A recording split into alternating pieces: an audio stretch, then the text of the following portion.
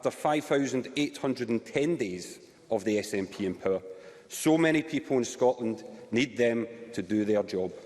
The children and young people who hope for a better life but fear their potential won't be realised. Older people and the ill living with chronic conditions who find a health service which just doesn't have the time and resources to help. The vulnerable people living with drug problems who are seeing those that die around them higher than any numbers in any other part of Europe. The hard-working people doing difficult jobs who at the end of the shift are somehow struggling to make ends meet. Islanders who are just looking for some ferries, not another ferries minister.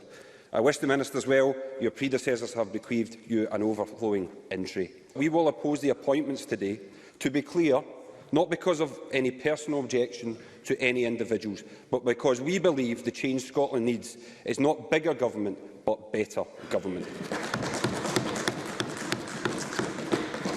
The Scottish Labour benches will work with ministers on the issues I mentioned, provided they are prepared to roll up their sleeves and want to find practical solutions to Scottish problems. The question is, will they? The truth is, today Scotland stands at a crossroads. The salmon sturgeon era is over, and there is an opportunity for something different and something better.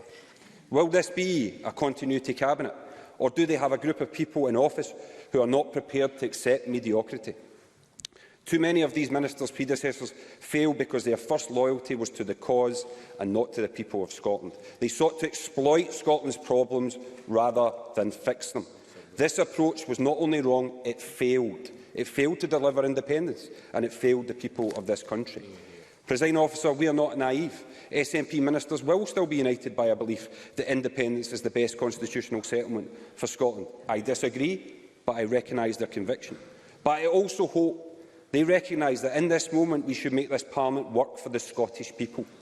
Nicola Sturgeon can celebrate her 8 election victories and her record as Scotland's longest-serving First Minister. They are great achievements, yet I believe she will come to regret the road not taken. Putting government and Parliament to work as a policy engine which can deliver real change for Scots.